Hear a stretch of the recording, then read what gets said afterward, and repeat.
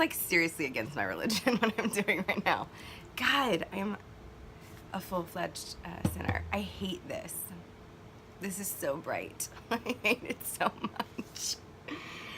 Okay, hold on.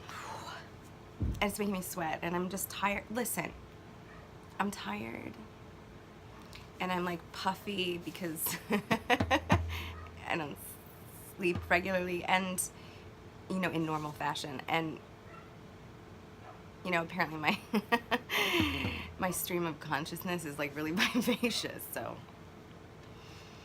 you know, it's just so really flowing, and it keeps me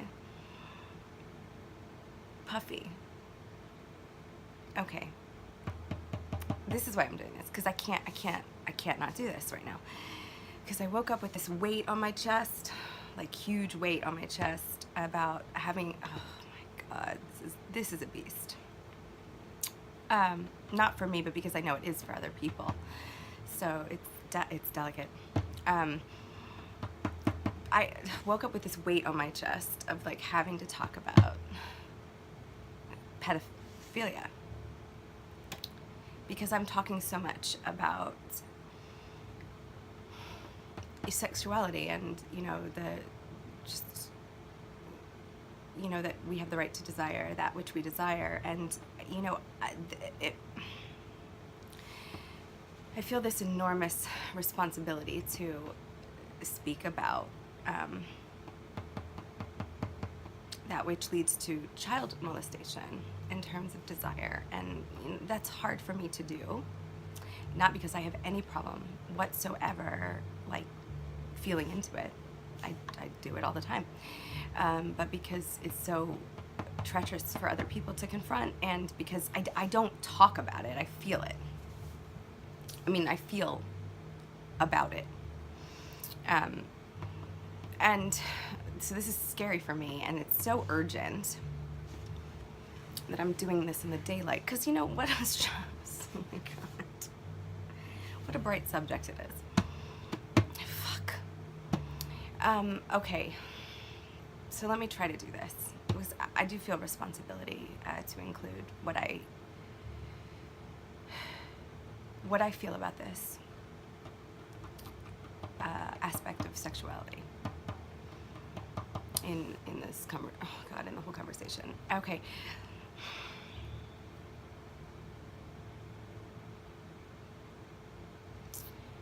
I have an enormous amount of compassion for the pedophile, like in that movie. Was it Nymphomania? The torture that it must be and is, and that does not mean in any way that I tolerate a child suffering the acting out of it, but I do really want to speak about it, I guess, the way I would speak about cancer, even. Something happened, and there's a block in the system, and it is inherited from generations of circumstance. So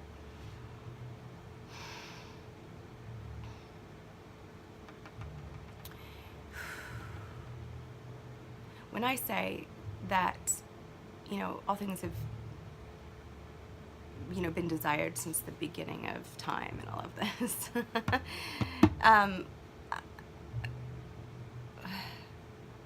and that I really do so much from the bottom of my heart, you know, desire for people to be able to desire, you know, their own freedom and sexuality. A huge part of that is to free us of having things like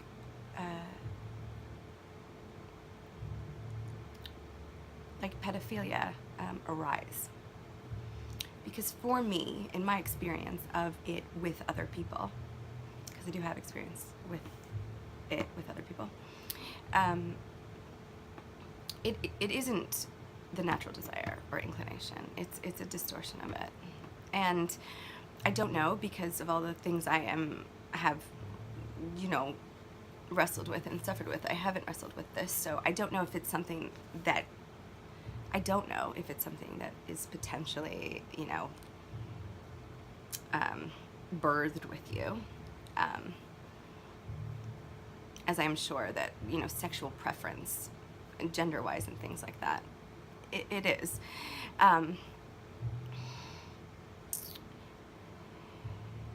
But in my experience of it, it's not that way. It is something happened, and there's a reason for it, and that reason is really, really important to acknowledge.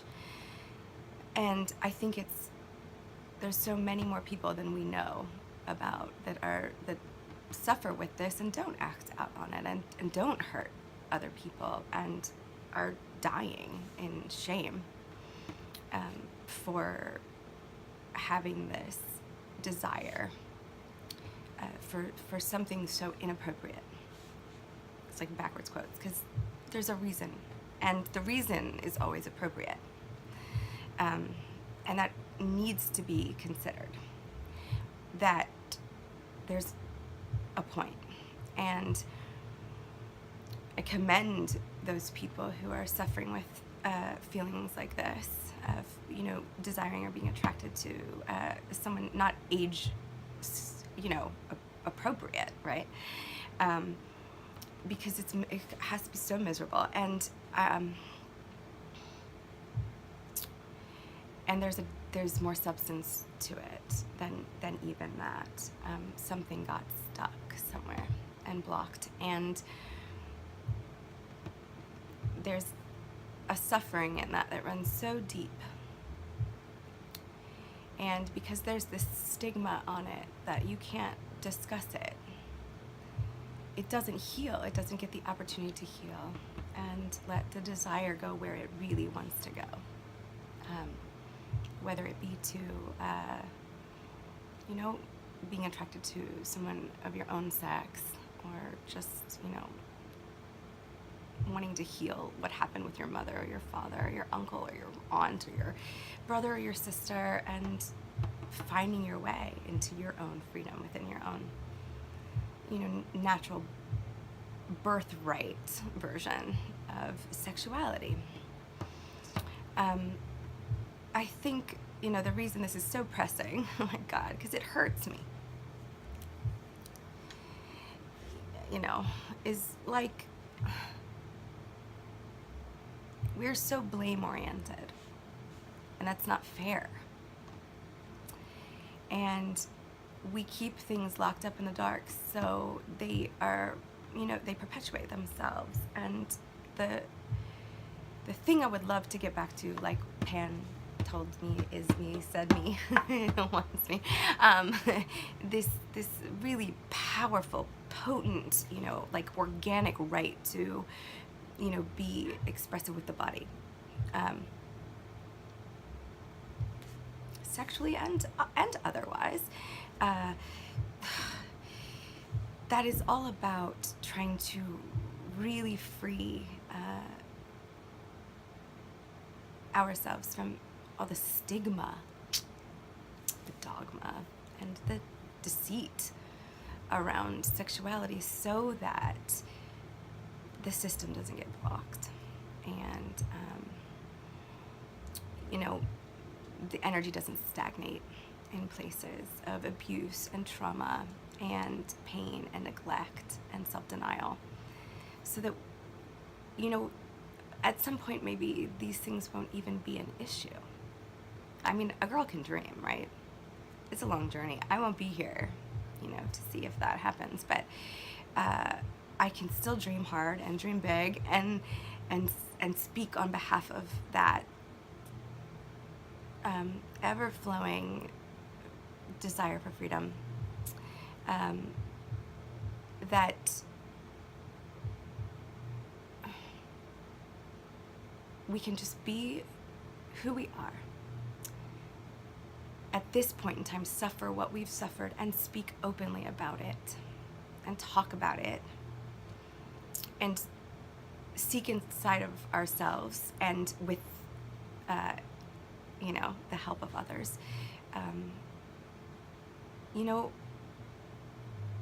the sort of inlet, like the just the deeper path into what the soul is asking for, and needing, and ready to help support in terms of healing. So again, I mean, this all really does come down to compassion for me, because there is a reason for all that's taking place right now. And when I say that all things have existed since the beginning, I mean that all possibilities have existed since the beginning.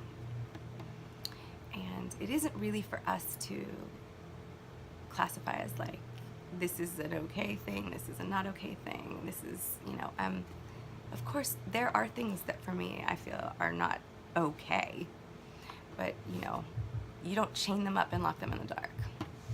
You talk about them in the broad daylight, even though it's uncomfortable.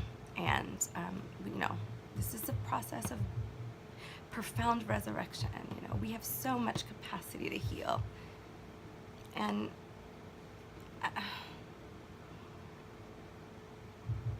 so many of us carry such a huge load of shame and such a burden of you know, just like the burden of what's going on inside of us, and that's not fair.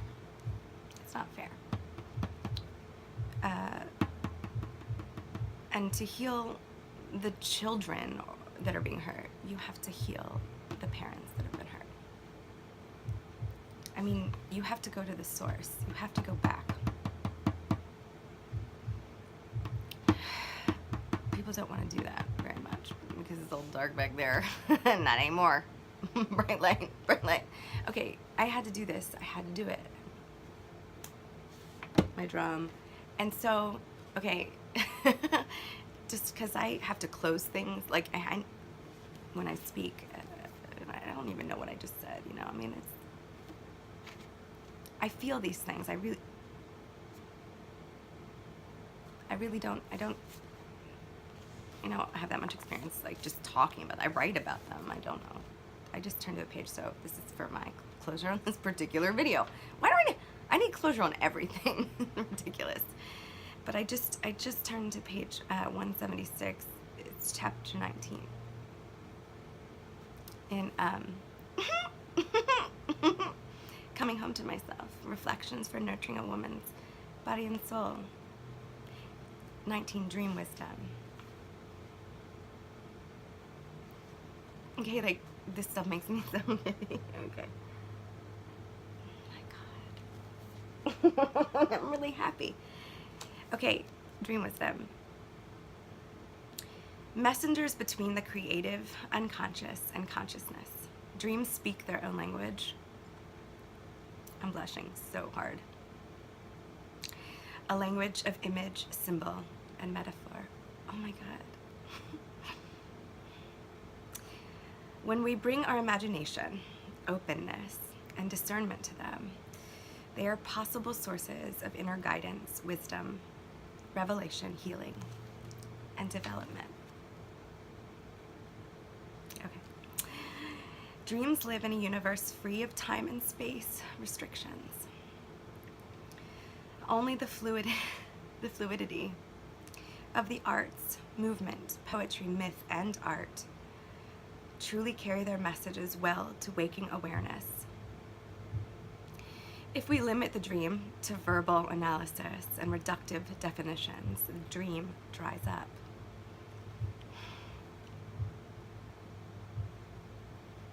However, if we feed our dreams with our creativity and curiosity, they will nourish our understanding for days, even years. Let your memory bring you gifts from your dream world. J.M. 19. 176. I know, it makes me so happy.